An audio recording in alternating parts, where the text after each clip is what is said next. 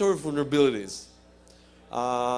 You all use them, you all know about them, Backtrack, CVE, OSVDB, and recently in the last 2 years, XSSED, which is a site monitoring vulnerabilities in websites, cross-site scripting vulnerabilities in websites. However, an important thing to remember is that these are just vulnerabilities.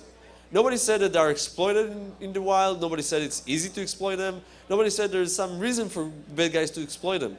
If you look at the list here, which I just took off the web last night, you'll see that the first 4 reported cross-site scripting vulnerabilities are from, well, yesterday. And actually, it's not just the first 4, just that I had room just for 4. The list is much longer. Does this really reflect how much hacking is going on? Probably no. It proves to us that our applications are not safe, but it doesn't prove that we have a risk. We have other, other projects which try to take the lists and make statistics out of them.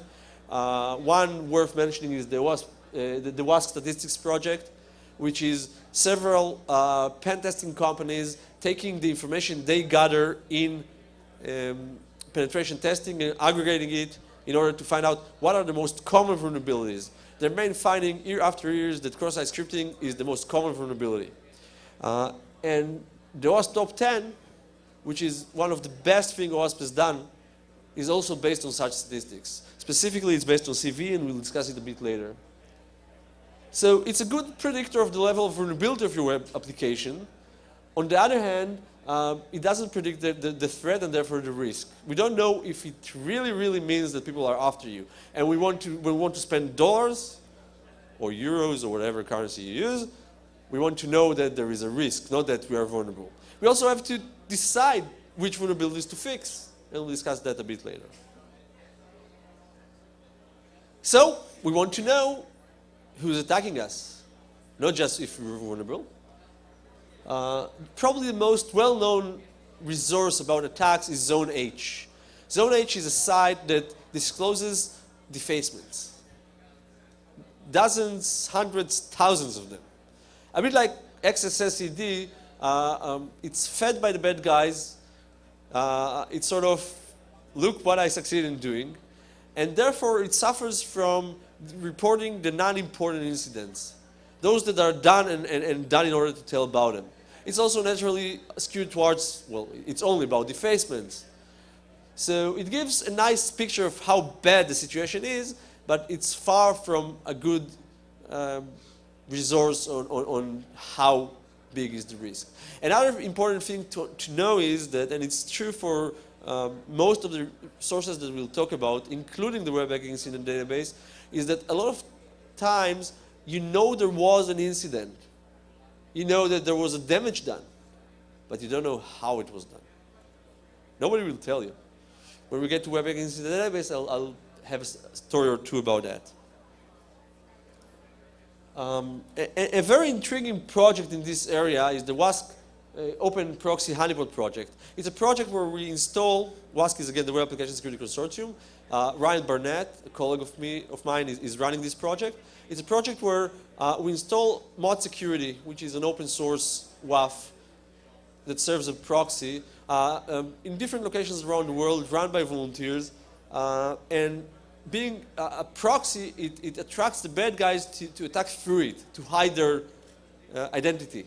So many bad guys attack through it. And we want to try to get to a situation that we know what the bad guys are doing using that. The bad guys who do not want to disclose what they are doing, who do not want to shout, I just defaced somewhere. We found out that it's a nice idea, we are working towards it. The amount of information is just huge. So we do get attack vectors from there to analyze, to research, but we still don't have statistical information based on that.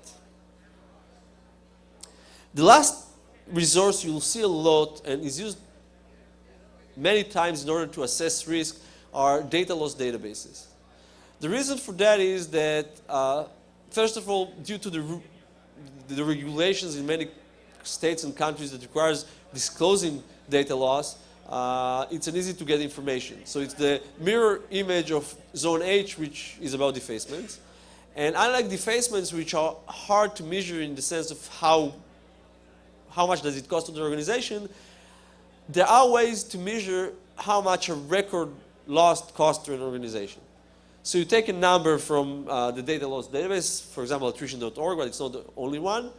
You make a sort of a calculation of how much money it costs an organization to recover from data loss in paying damages, in issuing a new credit card to a customer, in providing free credit reports, in providing a service center for incoming inquiries from affected customers. And then you get an outcome. How bad is the situation?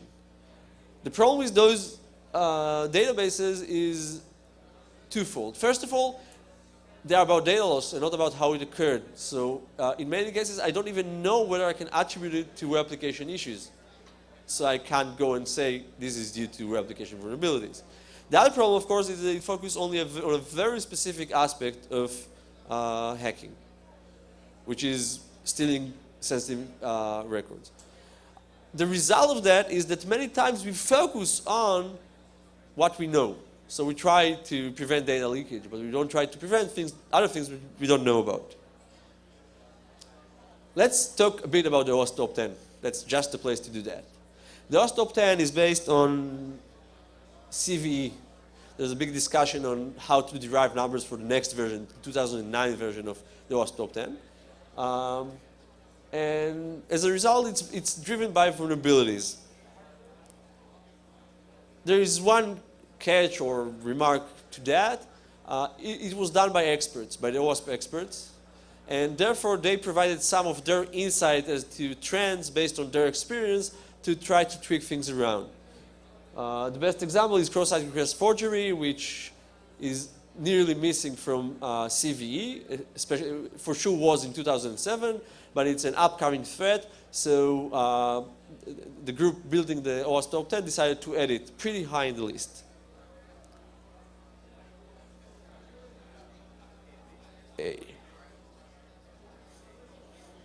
So you'll have to believe me that there was text there.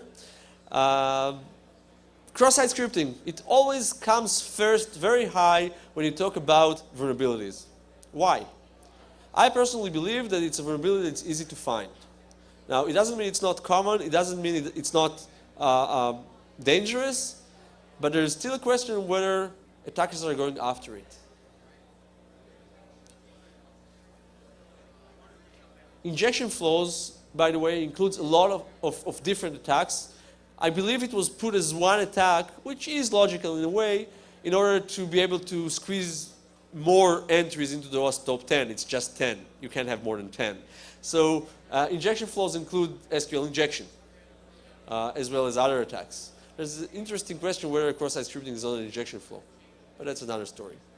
We'll see later that according to the Web Hacking Incident Database, SQL injection, which is buried here within number 2, is the #1 attack vector used by the bad guys. And I think that today it's even more the case. And lastly, cross-site reverse forgery is an interesting question. It is an upcoming threat. It's something that pen testers would look after in websites and will tell customers to fix. And many applications suffer from that, and it's not easy to resolve. But do the bad guys take advantage of that? We'll see later. Okay, here comes the Web Hacking Incident Database. In the last slide, there's